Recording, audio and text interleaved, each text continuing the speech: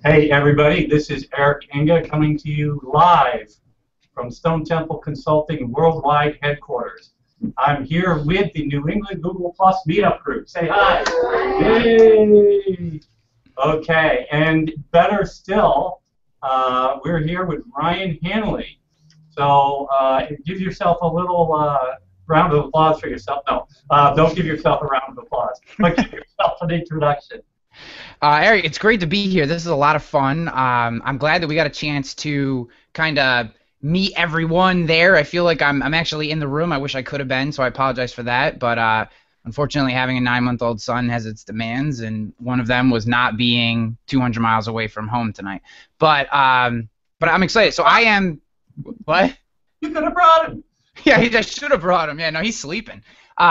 So I am the digital marketing lead for a company called TrustedChoice.com, which is tasked with helping the 27,000 independent insurance agents in the United States come into the digital era. That's relatively new. Before that, I was an agent myself and pretty much built my entire insurance book of business on all the content marketing tactics, strategies, and theories that Mark Traphagen has taught me over the last few years. So, I'm basically just going to say things you've already heard before.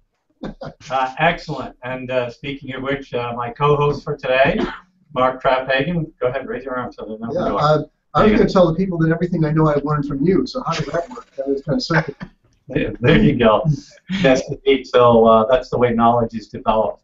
Yeah. Is you two guys sit in the room and you just talk, and then it just becomes knowledge. Yeah. or we form a black hole and just suck everything into it, like the reverse vortex. Hate to be responsible for ending the universe. Yes, indeed. So is this our third or fourth live Google Plus Meetup Hangout event? It's a good trivia question. So I think it's our third hangout. I think. Yeah. So we've done this. The format is a little different than you might have seen in other hangouts.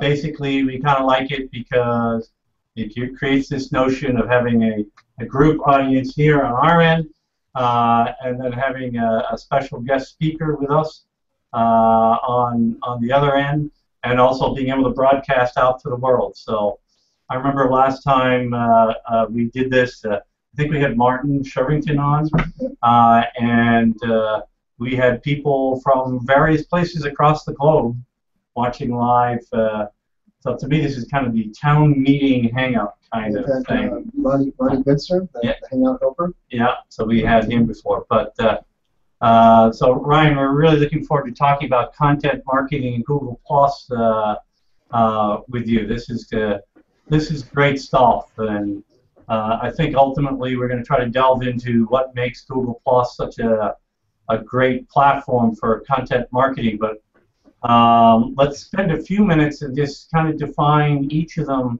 how you would define them first, and then we'll begin the melding process. So let's start with the first one. How do you think about content marketing? What does that mean to you? So, how do I define content marketing? That's an interesting question. So I've actually done this exercise far too many times, where I've sat down and tried to figure out what exactly I think it is. On my website, I actually have a technical definition which I can't even remember and don't even really like. I try to think of content marketing more in terms of audience building, right? I'm using various forms of media and content to build an audience. I know a lot of people and a lot of businesses like to tie it somehow to revenue, and revenue comes, but I can't extract revenue from anything until I actually have a thing to extract it from, and you can't get revenue out of content marketing, right? That's not actually an entity which will pay you for something. You have to have an audience. So content marketing is really a million different methods, strategies, and tactics to use different pieces of media to build an audience with. And then from that audience, there is a whole other group of professionals which can teach you how to actually get money out of those people. But, simple as, YouTube, I don't want to go into all the specific tactics, but, that would really be my best definition, is just different forms of media which allow you to build an audience. Yeah, no, I think that's a great definition, and one of the things that I like to think about, since you said that you don't get customers directly from content marketing, which I agree with. The whole notion here is that it's a top of funnel activity, right? So you're building a groundswell of visibility. Nice tall boy, by the way. Thank you for flashing that. So it's a top of funnel activity, which means that you're not that close to making the sale. You're building relationships. You're building an audience. It's a great way to talk about it too. Building your tribe, sometimes people say, right? Yeah. But that's really kind of the focus of all that. Yeah, I think that, yes, content marketing is a top of funnel thing. We use content throughout the entire funnel, but the actual process of what people will, like to technically describe as content marketing is 100% a top of funnel thing. And then, I like to call the revenue extraction process audience activation, which is a completely separate thing from content marketing. Now, you use a lot of the same pieces of media, for sure you do. You're still using video and text and email and different things. Maybe getting on the phone, maybe there's other ways to do that, but that's more audience activation, not content marketing. Content marketing is getting people in a place, getting them to believe in you, getting them to trust and like you, and to feel good about what you're producing. And then when you do that, when you have an audience that not only likes and trusts you, but really feels good about the things that you're doing, like it makes them feel good to be part of what you're trying to do, then getting money out of them is very easy. And I don't mean that in a trite way. I don't mean that in like a sleazy way. I just mean when people want to, feel good about what you're doing, they like and trust you, when you go for the ask, it's almost a no-brainer at that point. Right. I mean, so for example, here, content marketing is taking place in the sense that we have a hangout in real life aspect to it. It's not just things you do online, right? This is relationship building, building an audience, and we get money out of them by picking their pockets before they leave. So that actually helps fund the food and everything else. So. You let them in for free; they have to pay to leave, right? Online there, Bob Strawson Jr., who's joining us from the Google Plus event, asked an interesting question. He says, do you think that's where people go wrong? They don't build an audience first. They expect sales. Bob, 100% amazing question. 100%. This is every time when I see people. Take the current company that I work for. There's a reason that they hired me. They hired me because their strategy up until this point has been on a huge email list, blasting them with sales messages, and thinking that because they have a great product, and they do, that people are just going to buy from them. And it's not, they didn't do anything wrong. They just missed a step, right? They missed that audience building step. And 100%, Bob, this is where companies go wrong, is they feel like because they have a great thing that people will come to that, will come in and buy it, and it's just not the way it is. There's too many different things out there, right? The company I work for is essentially a lead generation, and its base is a lead generation company for independent insurance agents. There's 15 competitors in the market. I personally think that this one is the best, but that does not mean that anybody else believes that. Unless we build an audience around an ideal, around a set of theories and concepts and beliefs, and then once they align themselves with us based on those beliefs and they trust us, then buying our product is a no-brainer. But so many companies miss the step of building an audience. I mean, it's just because it's another thing to do before you get to revenue, right? Companies don't want to do another thing before they get to revenue. They want to do a thing and have that go directly to revenue. And it's an incredibly tough bridge to gap. Ryan, I have a quick question. Yes. How do you deal with the people not wanting to look at the timeline that it takes to get from having the idea and building the content and getting the audience? Yeah. How do you deal with that expectation that I turn something on and this is going to happen tomorrow? Awesome question. I am in the incredibly lucky position that I have my own personal case study to show how much time it takes and that you have to put in the work. And that was when I started using content marketing to grow my own insurance book of business. It took me 9 months. Now, granted, I was going from zero knowledge, and I did not know Mark at the time. So I was, I had to learn all this stuff by myself. That's the definition of knowledge, by the way, is knowing Mark. I huge insurance leads. I don't know why. Another exchange group, insurance leads just pour out.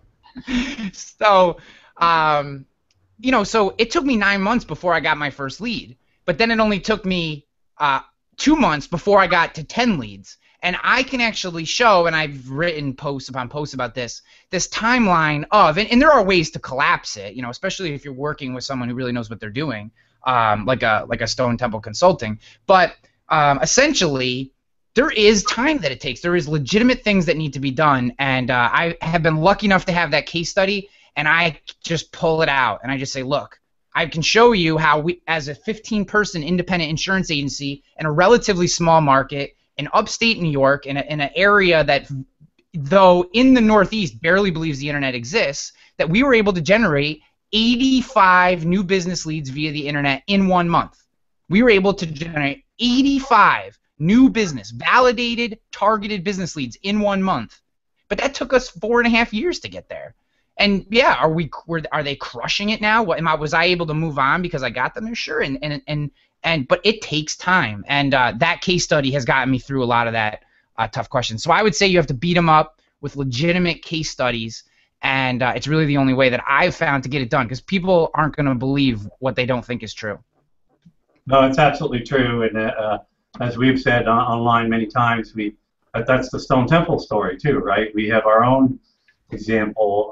You know, all our business comes from inbound marketing or content marketing.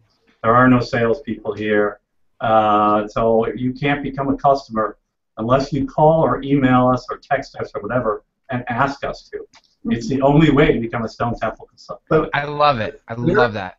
Eric was building that out of a bedroom in his home a number of years ago by himself. You know, we're approaching 50 employees here today, and every ounce of that was built on that. You know, him doing that just like you, pounding away when nobody was listening, nobody's reading his blog posts, but believing in it, doing it, keeping the content going, building the connections, building the audience, and you know, and he did it, and we're here today and doing what we're doing today because of that. But we didn't forget it. We're still doing it. Yeah. That's the way we still do things. Well, I mean, yeah, go ahead, Eric. Sorry. Obviously, we believe strongly in it, so that's what caused us to ask Mark to join us, because he's. So they needed insurance leads. No. Yeah, exactly. He's like an endless stream of words, Mark. They like seep out of his fingers. He didn't have to type. He just puts his fingers at a keyboard and he did blog posts. Yeah, totally. So, and then we've actually added more people to the marketing team since then too. So, awesome.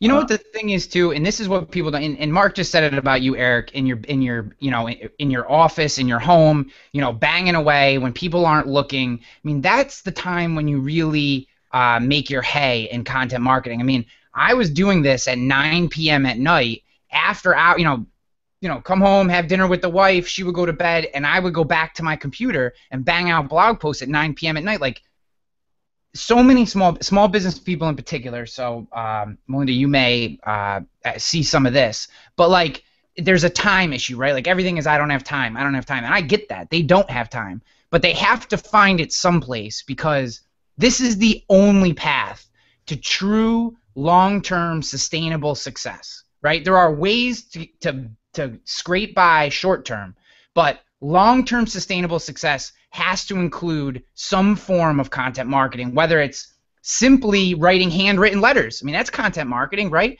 But there has to be something. You have to be touching people, giving them something to keep top of mind. There's just too many pieces of information today. They'll forget about you. Can I just say one thing I would add to that, though, is given that the small businesses, they're so resource constrained for budgets and for time, that focusing your efforts and staying true to that focus is the thing that's going to make the biggest difference. Yeah. If you're scattered, yeah, that's a good. strategy. You're just, you might as well just pack it up and go home. Yeah, no, you're absolutely right. You have to have the persistence and the stubbornness to last through the lean times and right. investment. As you're going, from point A to point B. Yeah. Doug Moore just made a really good point here in the comments about how content marketing is really what brings in these advocates, right? I mean, that's a big part of it, is that people, they don't just want to buy your product. They literally believe in what you are doing, and they believe that they play a role in your success. And when that happens, that's where the rubber meets the road. I mean, when you have people that not only are willing to buy your products, but through sharing, being authentic and transparent and honest time after time after time, they feel like they're part of what you're doing. Even if what you're doing isn't something that they even need, they'll tweet it. Like I have people that will tweet articles that are marketing insurance related that I know have no interest in insurance at all, but they just want to support. Hey, click, tweet. And I appreciate that, and I think that just comes from working hard over time doing this content marketing thing. Yeah, totally. Hey, I'm going to take another question here from Bob Strassel Jr., but then let's make a point of shifting the conversation to Google Plus so we can map into the trouble topic a little bit. I think Dino here had something. Oh, the point I was just making is that one of the biggest leaps that can help small businesses and content marketing in general is a lot of the time when people get into digital marketing, they think of it as a completely separate activity, and they don't realize that there's a lot of either activity or capital that they're producing during the day where the translation, the incremental effort to convert that into good content is really not that big. And I think a lot of the work actually that I did with insurance agents was helping them figure out, these are incremental things that don't require a lot of time on how you can turn a lot of your current even marketing activity into digital assets that can then generate incremental work. Yeah, that +1 on that one, 100%. well done. 100%. Thank you. 100%. I could not agree with that more. Charlotte? That's why Instagram is so amazing. Yeah, I'm not too bad on the content and getting out there and talking about things that are interesting and relate to my company, but I'm not so good at the conversion. Making the, can you talk about that a little bit, or is that a little Sure. off? Yeah, 100%. So When you get down in the funnel a little. yeah. So I think that. So I'll be completely honest and say that conversion optimization is not necessarily my specialty, but I will give you my best advice that I have, and that is ask people, like just straight out tell them, like the thing for my book, right? So that's the most recent example I have. I just came out and said, I'm doing this thing. Here's why I'm doing it, and here's why I need your support. And if you don't want to give it, I'm completely cool with that. But if you do, here's how you do it, and I need you to do it by this day, right? And I just straight out came and asked them. I asked people multiple times with the understanding that people were going to be willing to contribute, but it was going to have to beat them over the head 3 or 4 times with it just because of the nature of human beings and being, hey, I'll get to it later, and then 15 phone calls comes up. So I think when you're talking about reaching into an audience that you have spent time building and really have a good relationship with, it's just about a very focused, very direct ask that is clear, gives people a reason why, but is clear that, hey, I need your support now, and this is what it's for, and if you're interested, do this thing, and that'll work. If you're talking about selling random people who find your product, which I know is not what you're talking about, Charlotte, but if you're talking about, find random people, that's a completely different landing pages, and there are people better than that. But I think when you're pulling people out of an audience, it's really just being very direct and very clear. And if you've actually built that audience, they're going to respond. Right. Just a comment on that. So, Ryan, you were an insurance agent. I'm a real estate agent. That's a very direct selling model. Belly to belly, ask the consumer if they're going to buy. And I've found just through sales, when you have a good presentation, i.e. content marketing, there's a natural ending. And I think he's right. You just ask. Yeah. If they've been with you in your website, your blog, they've seen your videos or whatever it is, they know who you are. I see it now with people. I used to not put myself in video. I used to do screen capture and kind of walkthroughs of analytical things. I started putting my face in there live. They want to trust you. People now know who I am. Yeah. Buy things quicker. Mm-hmm. Yeah, I love that. That's a great point, because here's the thing: when it's a screencast, right? And I know we want to get to Google Plus, but when it's just a screencast, you could be anybody. You could be anybody. You are the corporate face of your company, even if it's only one person. And that's the way people's psychology works. But when it's a face, you're a human being, right? And it doesn't matter who you are. You could be the CEO or you could be the person who cleans the floors. But if your face is on that video and you're giving good, valuable information, people make a human connection to you. And that's an audience member, not just someone who's viewing your content.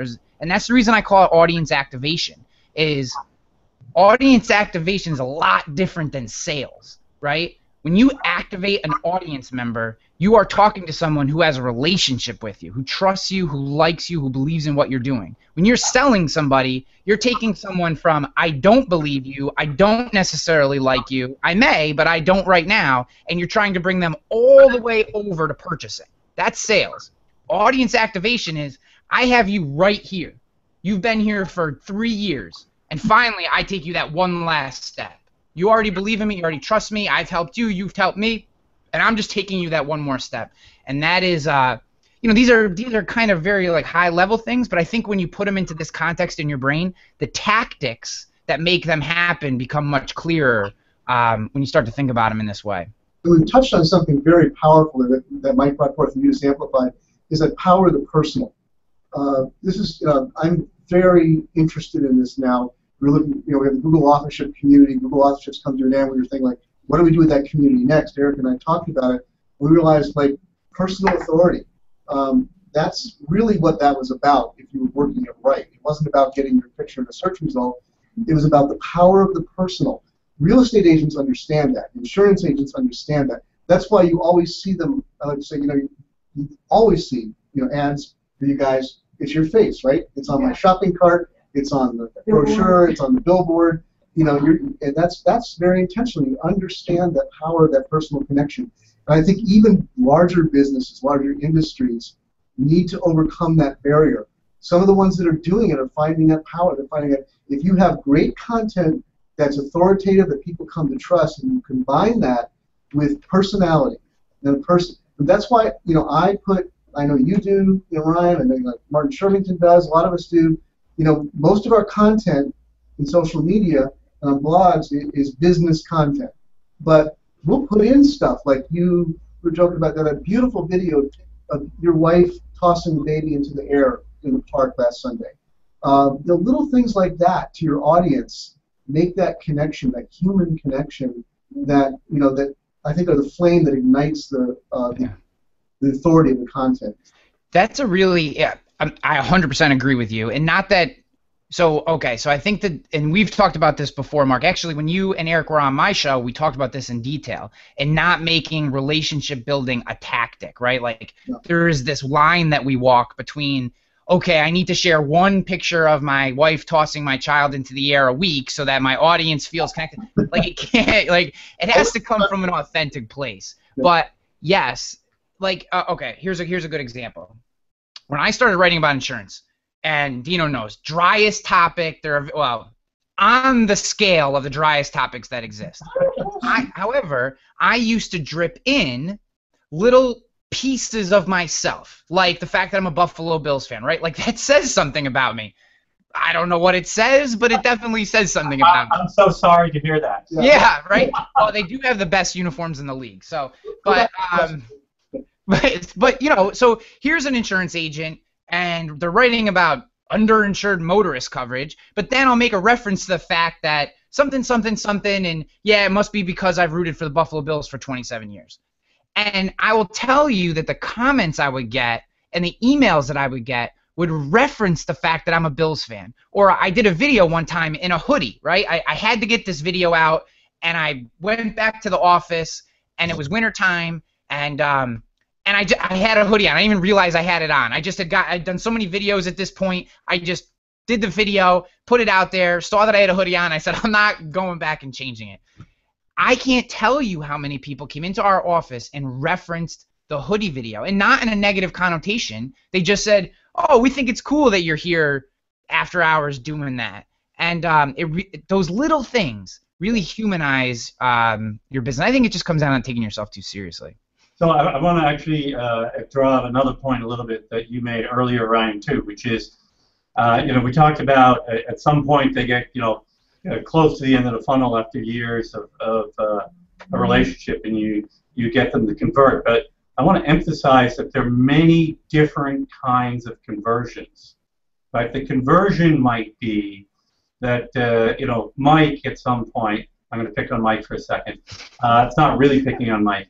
A year from now, he might say something to somebody he knows, excuse me, who's looking for digital marketing help. And the fact that he says that turns into the conversion. And conversion isn't with Mike at all. It's with some conversation you have with someone else you know. Yeah. Right? And it's creating a groundswell of things where the payoff isn't even necessarily directly from your audience. So yeah. Audience activation is they get somebody else to come and be your customer. Yeah. I'm going to jump up on one more soapbox, and that is the idea of followers versus an audience, right? I never use the word followers, and there's a huge reason. And Wayne, big shout out to you for the Go Bills there in the comments. So I never use the word followers, and there's a reason for that, and it's the exact example you just gave. Audience members have intrinsic value besides the amount of revenue that they can produce for you, right? Followers are a number that gets chopped up and passed up to the director of whatever and says, hey, we know that we have X number of followers, then we can chop that down, and that gets us an ROI of this if we buy this many Facebook ads. That is what a follower is.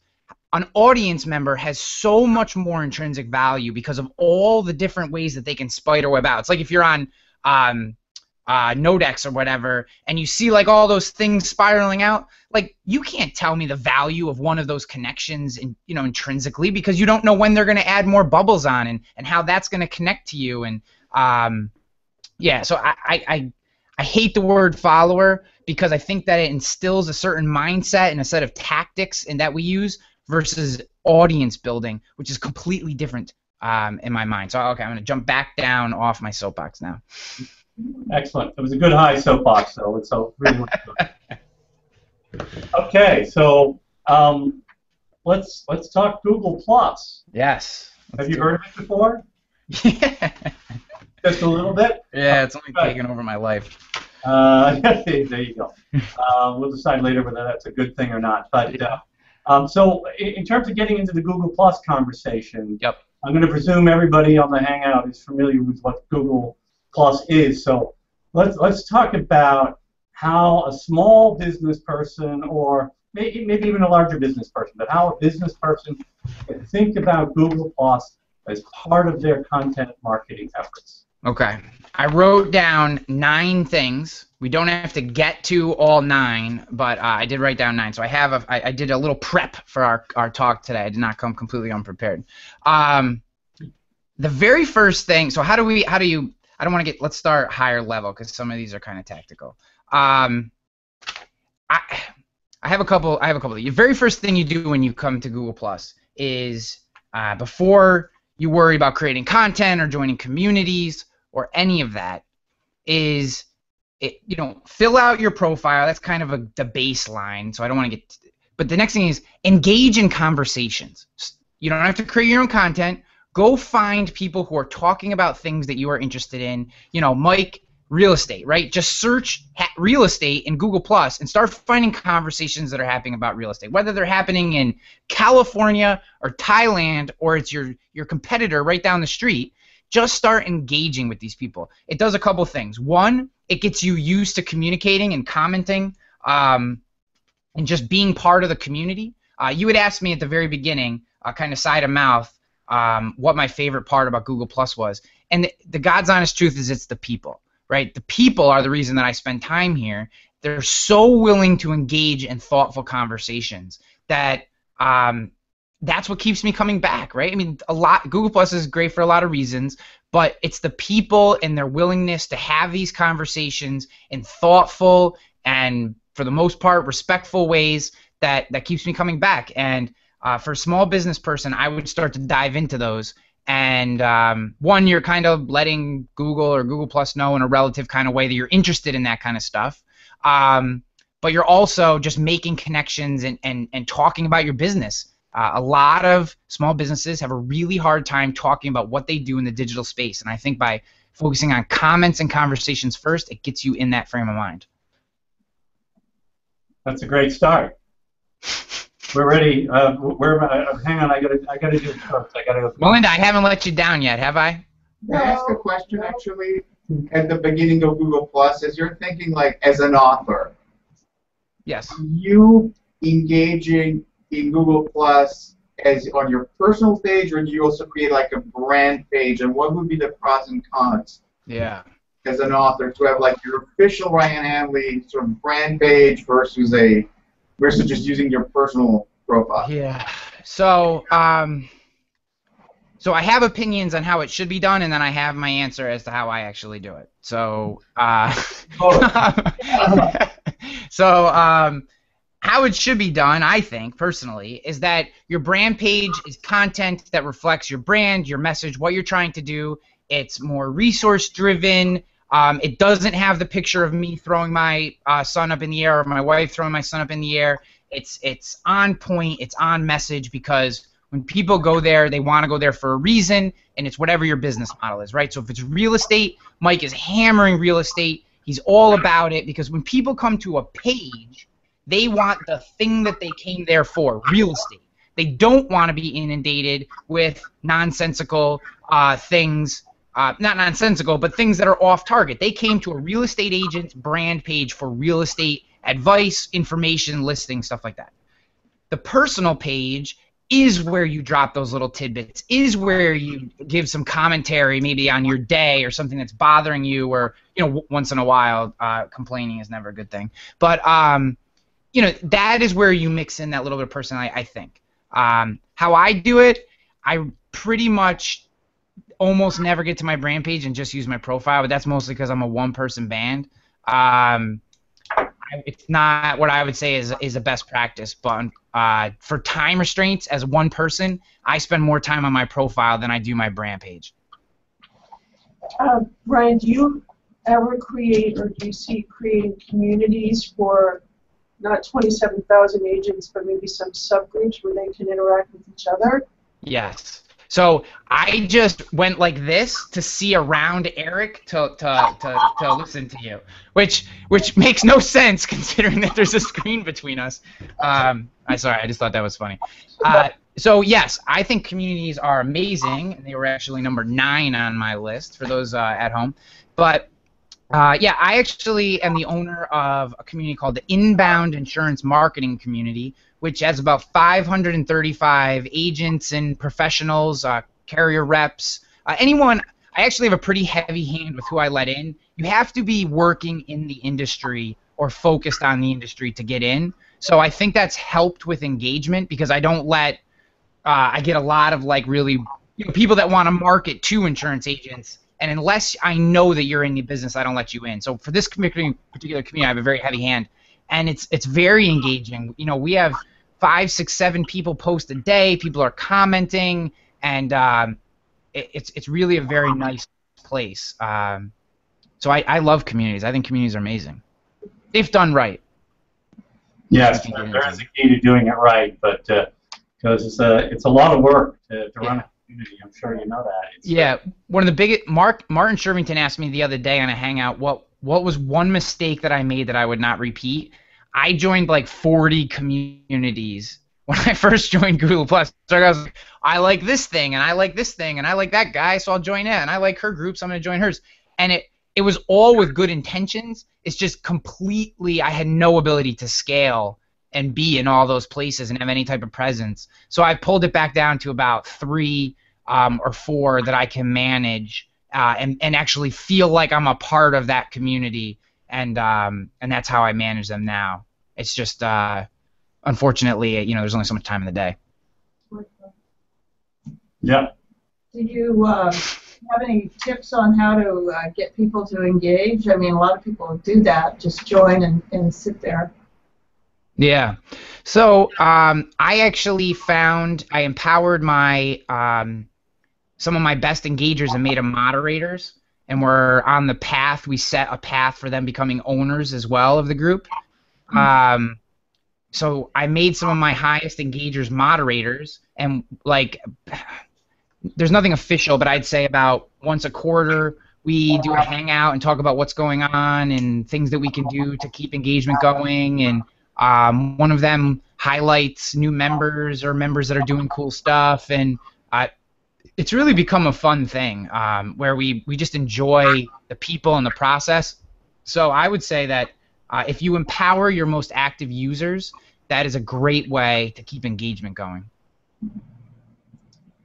Yeah, no, it's a great tip, and I think other things you have to do is you have to really encourage their engagement by when they post something, seed the process, get in there and interact with them, so that other people, when they're coming in the community, are seeing that there is actually going to be some response to what they put, so that you can move the community away from people broadcasting their messages to one where they're expecting interaction.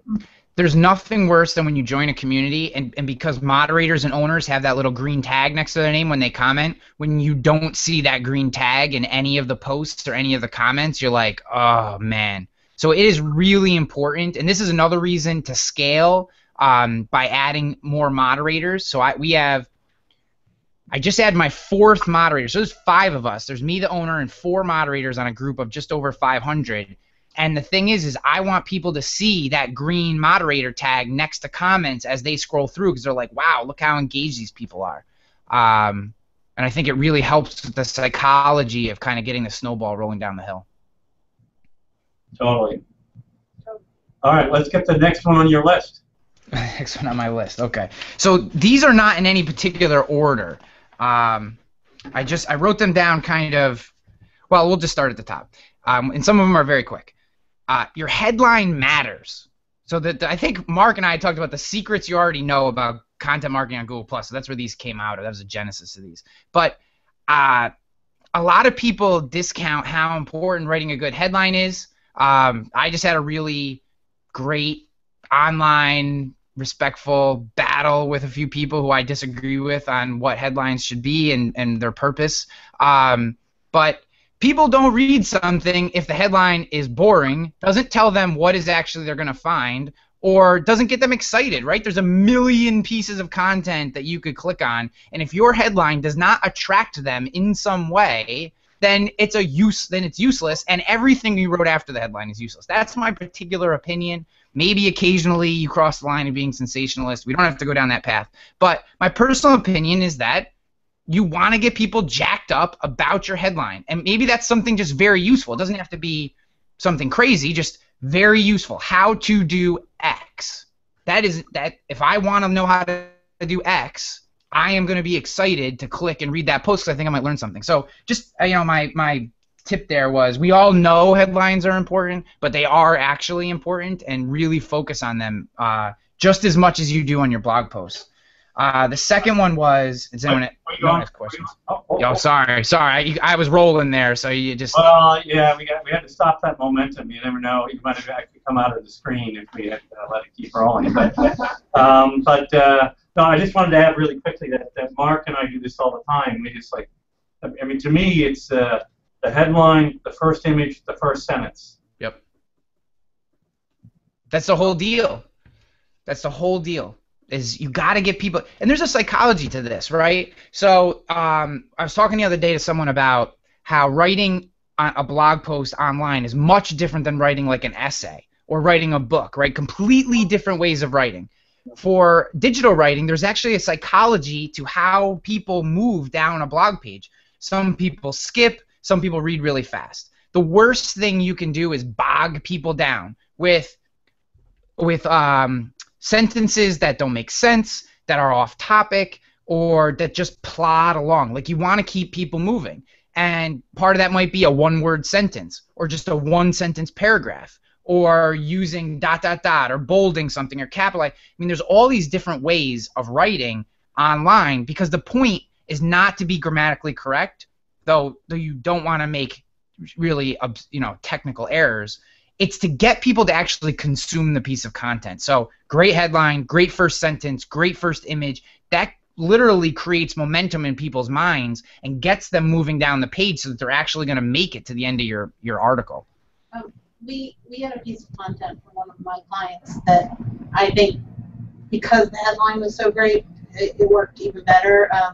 The company does resume advice, and the resume title that we had initially proposed was, 5 things that'll that 5 mistakes on your resume that'll kill your career. And what the publisher ended up doing is, on your resume, it's always important to spell check, and they misspelled the word check. And it blew up on Facebook. Yeah. And it's that simple. Yeah. But I think that made a big difference. Yeah, and some people might say, well, geez, that's a tricky tactic or something like that, and I don't care if people are reading it and getting the message, and you're not lying. Who cares? I don't know. I don't. Well, you chose to name your personal consultancy and your personal business, your podcast, Content Warfare, right? Yeah. That it's a war for the hearts and minds of the people out there. Now, Yeah. that we don't want to take that metaphor too far. It doesn't mean anything goes and no holds barred. But people talk about content shock, content glut. There's so much content out there. Why should they read yours? And we all heard the statistics that you only have a very few seconds to grab somebody's attention before they'll move on to the next thing. Yeah. And then you've got the next hard job. Once the title maybe gets them in the door, and then as Eric said, if your first line isn't compelling, doesn't say there's a story here or there's something I need to go on with, you lose them there. So every step of the way, as you learn to write for the web, you learn this thing. It starts to become second nature. You learn that I've got to move them on. I got to leave them on. I've got to give them a reason to go to the next section, the next paragraph, the next sentence even. Yeah. Right, and just for clarity, as we're talking about this, we're now talking about this. It applies both to Google Plus posts Yes. and to full-blown articles now, Yes. right? What we're talking about. Yep. So Ryan, why don't we move down your list some more? What's another good one here? One quick thing about Google Plus. Okay, so let's not move down your list some more. No, I'll move down my list while Mark talks. You're just about to get momentum, and we had to break that up. But I think it's important to emphasize that for Google Plus, because you have that ability to create that content for it, and we were just discussing this today on Google Plus. We were talking about the things that I was remembering back when I got started on Google Plus, and I started to build a following, started to get some momentum. I was constantly asking people why did you follow me? Why are you interested in me? And one of the things that I heard early on was that you always, Mark, you always add something of value, even when you're sharing somebody else's content. You just don't, put a piece of content there, put a one-liner on there. This is interesting, or read, here, read this. But always try to add, even if it's a few sentences, and often it's more, to say here's why I'm bothering to share this with you. Here's why I'm going to tell you to interrupt whatever else you're doing and click through to this thing down at the bottom. Yeah. And on Google Plus, you can do that. You can use the techniques we're talking about today. You can build title lines. You can, you can break up the paragraphs. You can do subheadings. The things that we're talking about that even if you're sharing somebody else's content.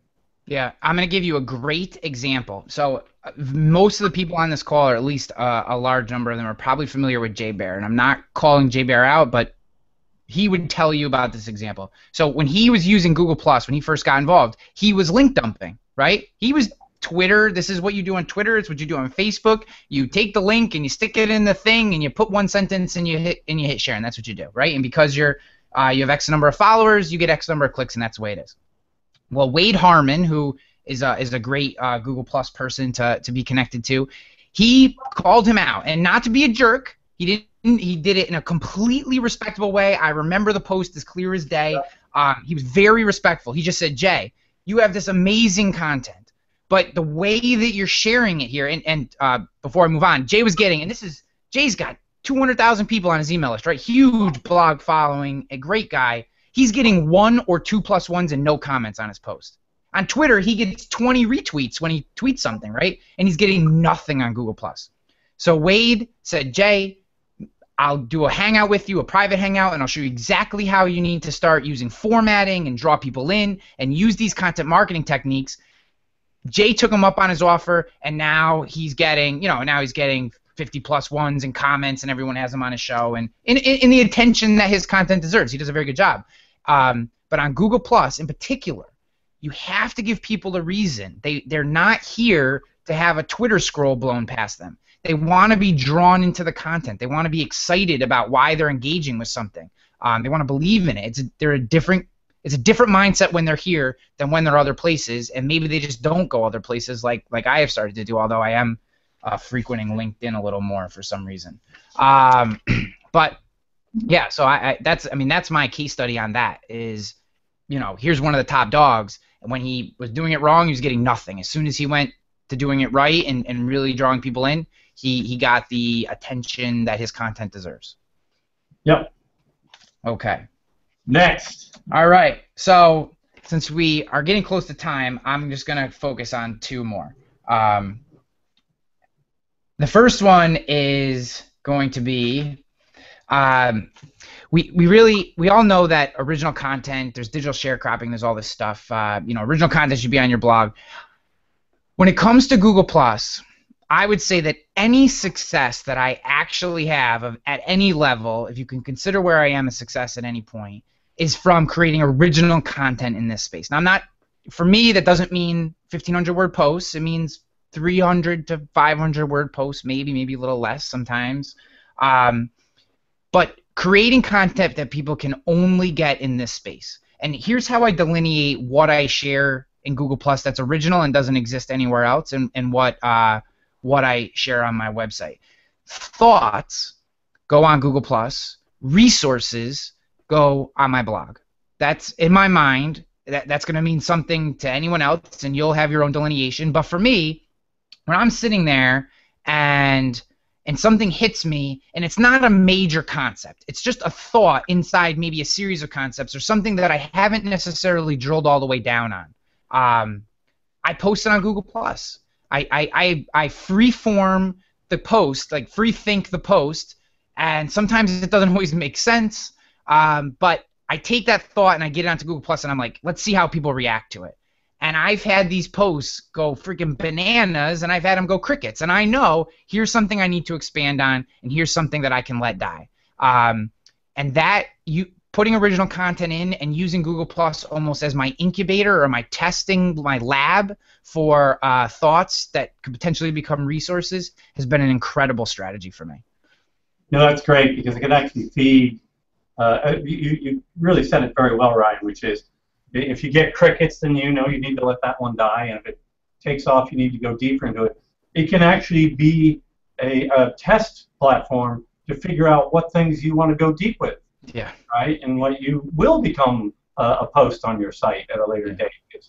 Wow. And it's a little cathartic too, to be honest with you. Yes, without the catharsis, it isn't worth it. All right. So nothing on that one. Okay, we can move on. So there's a good one I'll never write a post about. Original content on Google+, since I got complete crickets on that one. A lot of authors and publishers use that to try out book covers. Yes. Like yeah, I am all for testing ideas, right? The post that I mentioned that was considered sensationalism, I've tested that concept 1,000 times.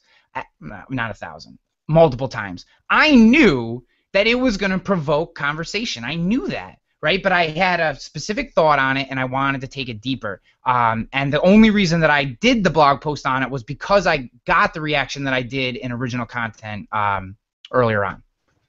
I'm going to fire a question at you here, Ryan, from Joshua Lipstone. Is there a template or format that you would recommend for blogs or Google+ posts? So before I answer that, I'm just going to answer a quick question that Joshua asked me via email before I went on here. Yes, I will be in Grand Rapids next week because Josh is an insurance agent, so I'm just giving a little insurance love there. Is there a format? I think that there is a general framework in which you want to work because people are used to seeing things in a certain way. So it's the whole, like, should you have your sidebar right, left? I'm not necessarily talking about that, though.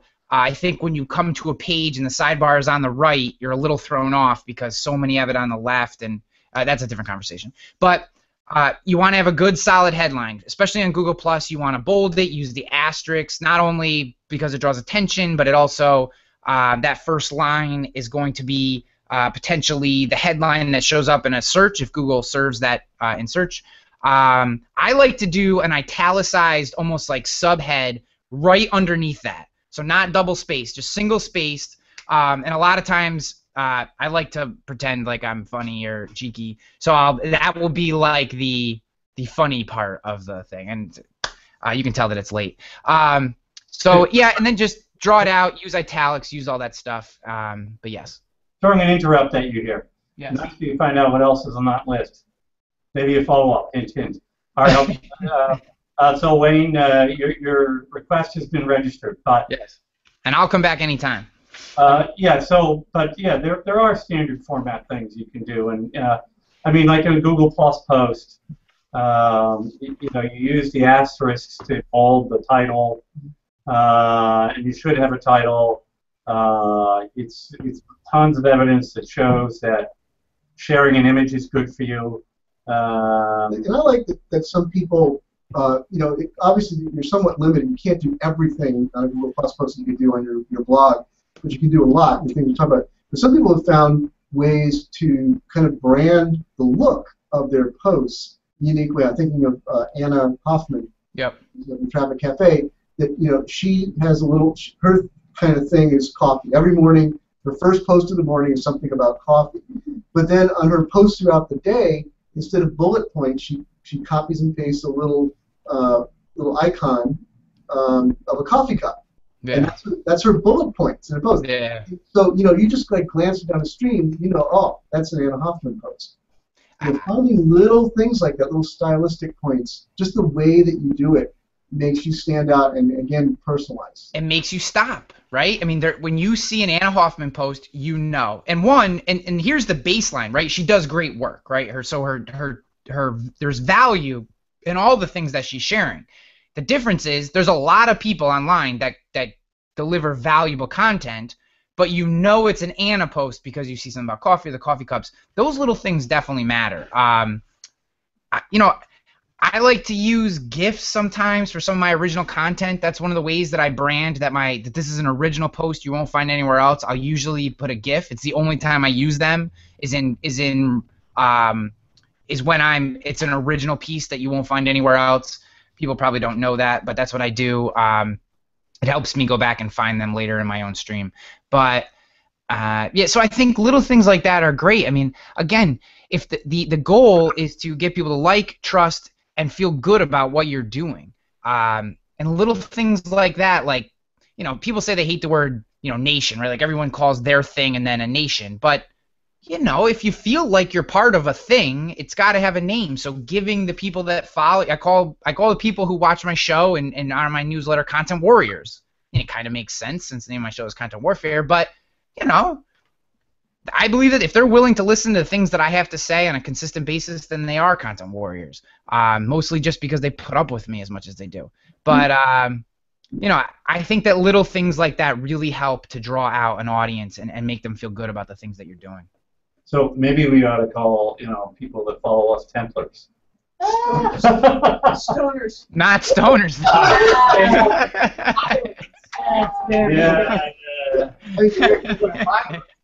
Yeah, well, pilots, yes. That might be a little.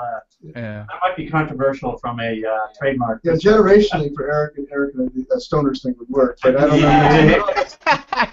We're not trying to recapture your lost views here, Mark. All right. Let's see. We got about 6 minutes left, so I'm going to give you my last one, and I hope that this, for people who may be relatively new, this is the most important one.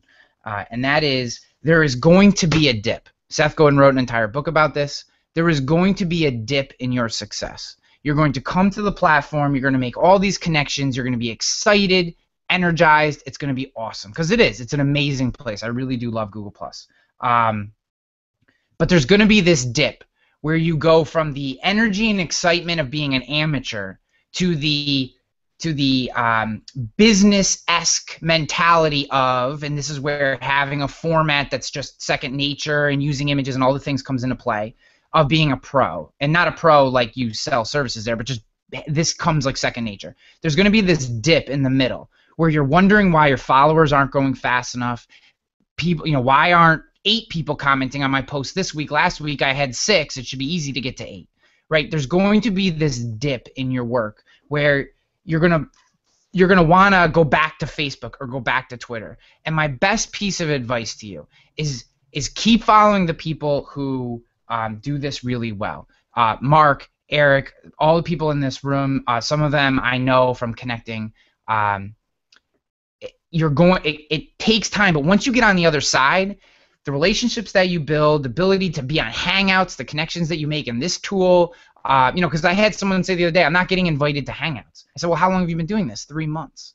And I said, well, you have a lot of time before people want to bring you onto Hangouts. Now, you can ask to be on them, and that's great too, but you got to build those relationships, and that stuff takes time, and if you can push past that dip, the other side of this thing is amazing. The connections, the experiences, the ways that you can grow your business are really limitless. So I just encourage people to push past that dip.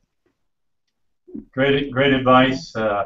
I think it's definitely something I've experienced. I've seen other people experience it. Sometimes it's just the nature of the environment, but other times it's like you need your creative energy to find that next thing, right? Yeah. You're doing something that's working. You keep doing it, and then it reaches its logical limit, and then you get to that point where, all right, I need another idea, and then it comes to you, and you're off to the races again. Yeah, and don't feel bad. Don't feel ashamed of stealing from people a little bit, right? Like, there's no truly original idea. We all kind of, our original ideas are really the genesis of multiple ideas that we come in contact with. So don't be afraid to build off. You're stuck. Build off of somebody. Just, I saw them do this. I'm going to take it in this way and build off that conversation a little bit and try to draw them in. And there's a lot of ways you can get. I mean, unstuck is a completely different conversation. But yeah, I agree completely. Yeah, no, I mean, we did rename our show the Content Warfare Excellence Show. Where you That's okay. Brand recognition, baby. That's all I care about. Excellent. So we're pretty close to the end here. Did you want to make like a final remark or something for everybody before we call it a wrap? Jesus, I thought that was my crescendo there. That was your crescendo. No, this has been this has been great. I really like the format. I like the different questions. It was great to get to know everyone before we started in the green room. So I just appreciate you guys having me on. This has been a lot of fun. No, I agree. And one of the things we like about this format is that there's you're here as our guest expert, and Mark and I are hosting, but there's a lot of expertise right here in the room. Yeah. A lot of experience with a lot of different ways of applying these things, which is why we're able to get such great questions and comments really out of the audience, which is really awesome. Yeah. But thanks so much for joining us today, Ryan. We're definitely going to get you back on because we have to see whether or not you have a calm mode or not. No. The low key mode, No, I don't. Oh, this is low key mode right here. Got it. Yeah, I don't. I have a switch in back, and like sometime in the middle, like around 11, I just turn it off and go to bed. There you go. So when are you going to come over to Eastern Massachusetts? Oh, geez. Being a Buffalo Bills fan this time of year is tough for me. It's like a deer running through the woods during hunting season.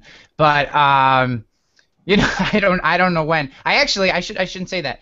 I will be in Massachusetts in November 7th and 8th for the big event, the insurance event. I'll be there. They roped me into 5.5 hours of speaking, which is a completely different conversation. But yeah, so I'll be in Boston, I think. I think that's where it is. Marriott. So while you're here, we'll have to arrange one of these events and have you come on in. I would love that. Another 5 hours here. Yeah. I'm not gonna have a voice left. That's all right though. Oh, very busy. Yeah, you won't have anything to do, so we'll keep you entertained. Well, that's all right. For the stoners, I'm willing to come out. Okay. All right, this show is degenerating. Thank you, everybody who's been watching remotely. That's it for the Content Warfare Excellence Show for today. And Thanks so much, Ryan. Thank you, everybody in the room, too. It's been a great event, but that's it for today. Bye, everybody. Yep.